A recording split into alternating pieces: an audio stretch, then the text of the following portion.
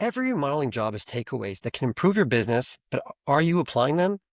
Every stage of a remodeling job has potential for improvement over time to be faster, more efficient, cheaper, and so on. Teams often recognize quickly on the job how things can go better, but is it always clear how to include those changes in daily work for best results?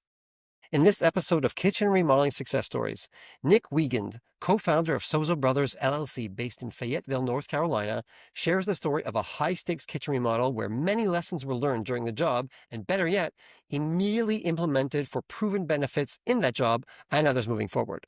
And stick around to the end of my chat with Nick when I'll give you a bonus tip about learning project lessons for better remodels in the future. Now, let's hear from Nick Wiegand about his kitchen remodeling success story. Better clients, better kitchens, better profits. Welcome to Kitchen Remodeling Success Stories. Learn from the most inspiring kitchen remodelers, one success story at a time, so your business can be a better kitchen remodeling business. Hosted by blogger and podcaster since 2006, Jacob Scher of Scher Select Media. Okay, welcome to today's episode of Kitchen Remodeling Success Stories, where we dive into some of the most inspiring kitchen remodels. I'm excited to introduce our guest today, Nick Wiegand, the founder of Sozo Brothers LLC, based in Fayetteville, North Carolina. Their mission is to provide clients with exceptional construction services that exceed their expectations. Their commitment to excellence of their craft over profit will be upfront throughout the project. They are committed to delivering high-quality workmanship, on-time completion, and cost-effective solutions for your home remodels. Nick, I'm thrilled to have you here today to talk about one of your most inspiring kitchen remodels. Thanks for coming on with me. I appreciate it. Thank you. All right, so set the scene. Where are we talking about? Is it a kitchen remodel, or was there more involved? And where exactly? What kind of a house are we talking about? Yeah, so there was a lot more involved, but the kitchen was kind of the focal point of the whole project. It was actually the president of the Bible college that I attended reached out and offered me the opportunity to do it, so I got to do it for someone that I greatly admired, and so we just poured everything into it. And Awesome. they bought their retirement home, and it was an older house, smaller, but they were really not happy with the layout. So we changed the footprint, added a bathroom, fixed the laundry room, but then the focal point was this kitchen that they were really focused on. Okay, so describe the kitchen when you guys arrived on the scene.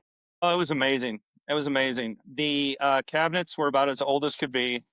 Um, above the stove, this funniest part was above the stove, there was this thing that you would open, and it was like a little spice rack cabinet is what it looked like, but you'd open it, and there was a chicken painting in the right behind it, a big old rooster, and we laughed about that. We could not figure out why it was there. Well, come to find out, it was there because it was the backside of the electrical box. Of And it was, course. I mean, you could not have gotten any more dated. They had built-in cabinets into one wall on one side, and that's where we actually ended up opening it up and putting a doorway in, tearing all the cabinets out. And then they had a laundry room on the back side of it that was pretty massive and really ugly. I mean, as ugly as the kitchen was. Yeah. And that's where we ended up adding the pantry. So we extended the kitchen into added the pantry area and opened it up to the rest of the house. Okay, so wait, don't get too far ahead. So you told us about what the kitchen looked like. What did they want you to do to the kitchen? Yeah, everything. Like, well, originally it actually started out as I was going to custom build the cabinets to match because they were like, well, if we paint these cabinets, then, we can kind of carry the charm of the kitchen. And I was like, well, I'll custom build the additional ones and I'll make a match. Well, when we started tearing out the cabinets, we realized that he had basically built them in place, and it would be like how I would build cabinets in a garage. It just wasn't Yeah. like we couldn't get them out. So they wanted us to just kind of custom build the cabinets, change the layout, add cabinets, remove the peninsula, and fix the flooring as well. All the floors were about, I don't know, about an inch to three quarters of an inch to an inch higher than everything else. It was like a little step down everywhere there was tile. Did they have any special needs or special requests that you don't usually get with kitchens? No, I don't know if there's such a thing as special requests these days. I mean, I think Yeah. every time we get onto a project, like if people have good idea, I mean, then yeah, like I just kind of just jump right in. Um, but I don't, nothing surprises me anymore. So I guess just the biggest special request was um, the idea that they wanted two entrances to the kitchen, and it was like I said, we had to change the entire footprint, and it was just the load bearing issues. So we had to Yeah. get our engineer involved to make sure that we were uh, fixing all the load points and making it so that it didn't fall on their heads. Right. That would ruin a meal. And so what was the process like? Like when you're on the scene and they've told you what they want and you're starting to get an idea of what it could become a vision. What does your process look like from the moment that happens until you actually start work, or you and your team actually start working in the space? When Tell I us did about that. this, yeah, so when I did this kitchen specifically, I had a team in place, but I was giving options of, okay, well, I've got a decorator and she does an amazing job, and that's this price point, and just kind of walked through setting the budgets and showing the cabinets because I'm a dealer for a cabinet company as well, so I can bring the Okay. sample, show them the different cabinets that I have. So that's that initial consultation process. But every client I've had to this point doesn't want the decorator up to then. And what I realized was this was one of the jobs, and then the following job, I realized I can't take the time to make the selections with the client to the extent that they deserve and Hmm. still get their project done on time and run a business. So I've actually just built in my decorator now into my business processes. Um, so that was kind of the beginning of the I need to change my processes a little. And so there was a lot of lessons learned in that way on this particular project. But as soon as we get it all kind of laid out and the footprint drawn up, the cabinets picked out, it then just rolled into okay, we're not going to destroy your house and almost got the entire thing. So if you could just do me a favor and not show up, we would be good. We would be happy with that for a little while, and you can start showing up when it's not dangerous. And the clients, you know, the key, I think the thing that the clients like the most is the communication throughout. And so I'm constantly updating and letting them know how their project is going. How do you update them? So then at that time, it's through emails, pictures, and text messages.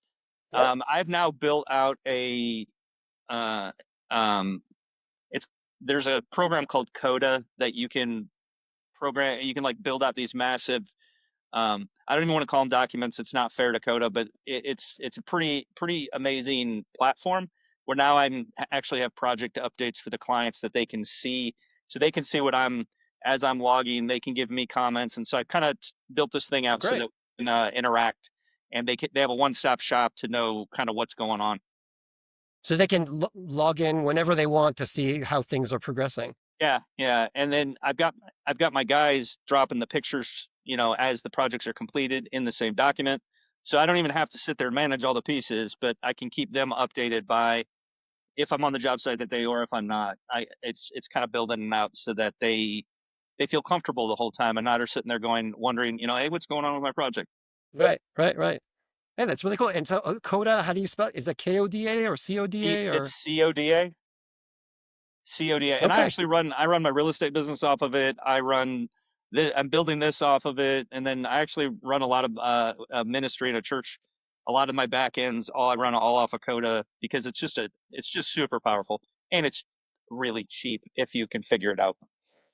And do you find so that they, like you said, they love the transparency. Do they actually give you comments or they're just happy to be updated? Yeah, they're just happy to be updated. Most I'm trying to figure out how to invite them a little bit so they can give me the comments in that, but they just clients just want to call and text, and I'm okay with that. Like I want my clients to be comfortable. So, but like I said, these particular clients that I did this for, they were just super understanding. Um, I think right at the beginning we may have had a moment of regret on their part. I think they were like, "Oh no, this is taking longer than I expected." Mhm. Because I just don't know if I fully communicated how much destruction we had to do to their house to get it to what Yeah. they wanted. and that was on me, and I realized that. So, but then I Yeah. think as soon as things started rolling a little bit, and they saw the progress, and they're like, okay, all right, we made the right choice. All right, we're good. So So I that mean, was that's another lesson a learned on tip. communication. Sorry. It's a typical challenge, right? I mean, that's pretty much every project. You've got to be careful with managing expectations. Is something you hear again and again. Is there something, well, based on that project at least, is there something that you now do differently moving forward to avoid that problem happening again, or as little as possible? Yeah, like I said, I've built out that interface now with the client so that they can see what I'm doing. That I mean, that's really been the biggest because in that I also have kind of the proposal built in there so Mhm. they can see all the components of the project as well. And I just try to make it so that we're completely on the same page. Okay. And was there anything unexpected that came up during the project that I don't know, you knocked down a wall and you found treasure, or I don't know, something? It'd be way better. But no, it was more like every time I Aside from did the something, rooster picture. the rooster picture, we kept the rooster picture. Uh, Oh, And then they had like an old like bell, like an old school bell that was like that for their doorbell. And they yeah, painted a chicken on that too. That's actually in my garage, so I kept that. that's But awesome.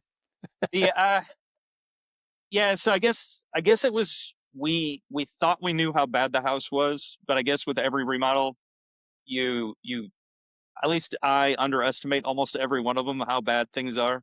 But we ended up having to replumb almost the entire house.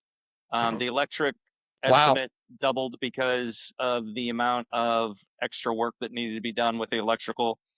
And as and sometimes like if I look at it and I go, "Oh, that was completely my fault," I will totally eat that cost. But Yeah. if it's opening a wall and seeing these types of things, as long as I Yeah. communicate with the client, they always seem to be absolutely great with um, me having to change the bill a little bit, but I've also kind of prepped them up front. I like, look, on remodels, we cannot. I don't have X-ray vision. I cannot see what I'm about to Right. do. So I think Yeah. those were the biggest. Well, and the cabinet, not building out custom cabinets. The idea, like not being able to use what they had, that was kind of Hmm. our biggest setback because then we had to order all new cabinets and and increase their bill a little bit, but I mean not crazy because they weren't paying for my custom work to build them out, build them out in my shop. Do you build everything on site? So no, now like the cabinets, we definitely don't build them on site. We try to do those off site and bring them in and install them. Everything else is, I mean, we're just yeah, I guess everything else I would consider us building on site because I would say almost everything's custom at that point when you're trying to do something. So, yeah, we put in the vent hood over the top of the stove. Everything had to move. So yeah, everything else has been pretty much done on site. Were you able to reuse? I mean, were they able to keep their appliances, or did they need new appliances that were New going to fit the appliances, space? new Everything's new. Yeah. appliances, new. I mean, it's when I say new everything. I mean, I don't think there's much left in that house that was original other than the floors. We redid the hardwood floors, but not in the kitchen. It definitely needed new floor there too. Okay, so I mean, again, this is bigger than a kitchen project, but if you could just isolate the kitchen part, how long would you say the project took from start to finish? That's interesting. If we were to just isolate that, it probably would have taken us about 4 to 5 weeks because of the structural stuff because we were opening walls and adding doors and moving things. And that because that's still part of the kitchen side of the project. Yeah. So it would have been, I mean, worst case maybe 6 weeks, but I would say 4 to 6 weeks if I were to just break that out. We're a pretty small team and pretty small crew though. We're not a huge business. So yeah, I'd say about 4 to 6 weeks. Okay. And how much of that time are you on site, or the whole time? Personally, probably for that project is about 50% of the time on that one. And I got a Okay. business, so it's me and a business partner, Mikey. And so me and Mikey, so Mikey is always on site, and I am there when needed, and then also managing other projects that we have ongoing. Sure. Sure. For those Okay. big ones, And Mikey is always on site, and he's an owner too, so it's fully, yeah, you're yeah, together. yeah. And you mentioned early on that they were basically out of your hair, right? And so, what, like, did they?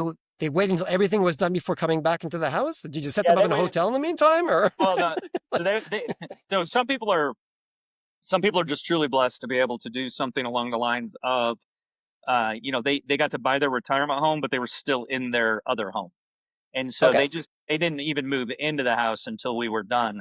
I have no idea how we could have managed that project with people living in the house. I don't even know. right. I don't even think it would have been feasible, to be honest with you, because of the massive amount of work that needed to be done. But I think if they would What have for? needed a Yeah. place, they would have probably put them in like one of my Airbnbs or something, just to kind of give them a break. It's probably what I would have done. Right. If you ever do a specifically just a kitchen remodel, do you people will stay in the house? No, like I mean, like they get. Yeah. How do you guys typically manage that? Like, of course, there's time where they can't even use the kitchen to cook, but they must need at some point to eat from their fridge or something. So when we do that, we always move the fridge to a different room and plug it in so that they have access to that. We have a it's got a better name than a utility sink that the real deep well sinks that you can Yeah, just like plug a yeah, hose up into.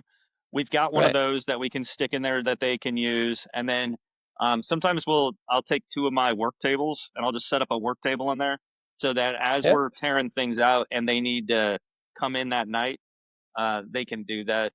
We work really hard at trying when there's people there, not this particular one, but when there's people there, we work really hard at trying to keep the space clean so that the client Hmm. can walk in there when we're done and not, and there's some contractors that just want people just to stay out. I mean, it's their home, like they own it. Right. So we just try to manage it and keep it as clean and put together as possible so that they can use some of it.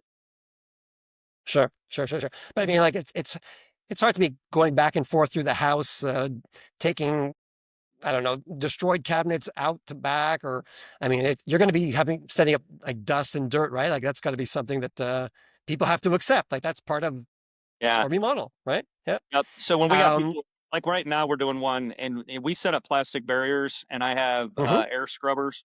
And so while my guys are working all day, I've got air scrubbers going so that A, Yeah. they're not breathing it in, but that Yeah. B, that it's capturing all the dust, and I'm Great. trying to keep my clients from having to deal with all that extra stuff that Yeah. you have to deal with construction. I try to minimize it as much as I can. Yeah.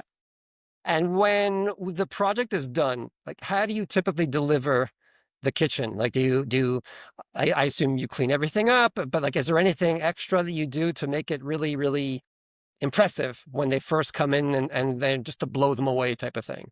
Yeah, no. No, I'm not a showman. I wish I was, but it's funny you say it because earlier this week, I think it was just 2 days ago, I think I saw on Pinterest somebody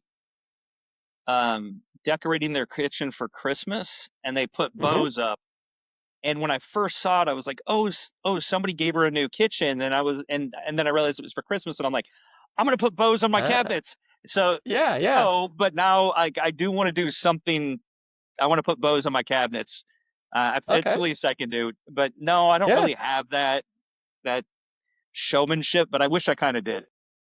Okay. Well, I mean, you're using social media to get inspiration, so that's great. Yeah, yeah, yeah, yeah.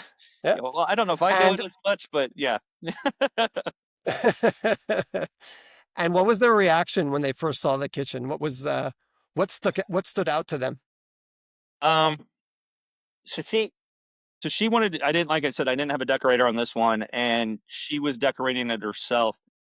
And there's a lot of white in it, and I'll be honest. I thought there would have been too much white, but we did some kind of offsets and some, and I think when she walked in, I think it was just overwhelmingly bright, and the white helped with the light. I mean, it was just this overwhelming transformation that she was just so pleased with. I think she was really nervous that her selections weren't going to be right, but they were definitely right. I mean, like they were fantastic. Wow. It sounds very sunny. It was, and if you look at this house when we started, it was very dark. It's a very dark house. But then after everything was said and done, I think that was one of the what I the impression I got when they bought it, she was concerned that there wasn't going to be enough light inside the house. But then when it was all done and everything was brightened up and fixed, it was just a, I mean, it's really a wonderful space. It's a wonderful house. It'd be a great place to retire. Awesome. What was your favorite aspect of this project, Client, specifically with respect to the kitchen remodel, if possible? clients. Uh, no, I really just loved working with the clients. Yeah, Like I said, I respect them greatly. yeah, I don't even, honestly, I think just making all the things that she wanted, like being able to bring those to light, like adding the yeah. pantry, opening it up, um, getting the cabinet. I think my favorite part was like it was just really coming together really well.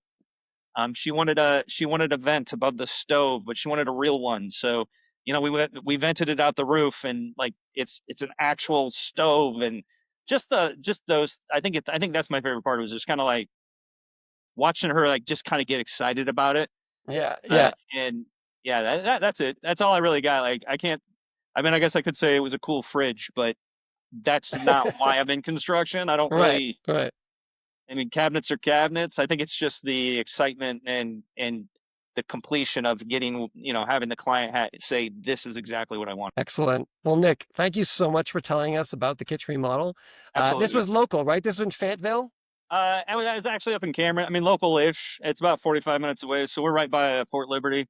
It's right on the Okay. north side of the base, and so it was about 45 minutes away from where I live. So local enough. Right, right. Okay, great. Tell people where they can find you. Yeah, you can find us sozobros.com is our website, and you can look us up on Facebook at Sozo Brothers LLC, and you just reach out, and we can either partner in business, or we can come out and do a consult and build whatever you need. I mean, we just like making clients' dreams come true is what we're really looking for. Awesome. Again, Nick, thank you so much for being on the show today. I will include the contact information in the show notes beneath the video, or if someone's listening on Spotify, or, for example, it'll be in there as well. But otherwise, again, Nick, thank you so much for telling us and teaching us about your lessons through the remodel, and getting such a great result for someone that you admire and appreciate. Jacob, I appreciate your time. Awesome. Now that you know how to make your team more effective, let me show you how to attract clients who will appreciate higher quality kitchen remodels than what your competitors can give them. I've created something special that you can try out with just a few clicks. It's a special return on investment calculator that can tell you how many more such clients you can get if you adopt a simple yet surprisingly underused marketing strategy that you can easily apply to get ideal clients calling you. Click the link below to get access to this special return on investment calculator right now. Earlier, I promised to give you a bonus tip about learning project lessons for better future results, and here it is. Post-project walkthroughs. Think of a post-project walkthrough as your team's final huddle before the big reveal. It's your chance to comb through the kitchen, fix any last-minute issues, and polish everything to perfection before the client sees it. It's not just about finding mistakes, it's about learning what went well and what can be improved for the next remodel. So, how can you and your team make the most of these walkthroughs to improve future jobs? Here are some quick tips. Number one, start with a detailed punch list. This is a combination of the original project requirements and any notes you made during, or your team made during the work, and about things that needed checking or fixing. Two, compare the final result to the original design. Does it match up? Three, test everything. Faucets, lights, appliances. Make sure it all works. Four, don't forget the small stuff. Paint touch-ups, caulking, checking the finishes for scratches, gaps, or misaligned cabinets, and more. Five, double check compliance with local building codes. Six, take pictures, even videos and notes. Document what worked and what didn't. And seven, if anything can be fixed during the walkthrough, do it right away. Otherwise, set deadlines for fixes and for a final cleanup before the client walkthrough. Do these walkthroughs right, and you're not just wrapping up a project, you're building a reputation for quality and getting better with every job. What's something your team does to learn on the job? Let us know in the comments. Thanks again to Nick Wiegand of Sozo Brothers LLC in Fayetteville, North Carolina, for his kitchen remodeling success story and insights. That's all for today's episode of Kitchen Remodeling Success Stories, where each success story helps you build a better kitchen and a better kitchen remodeling business.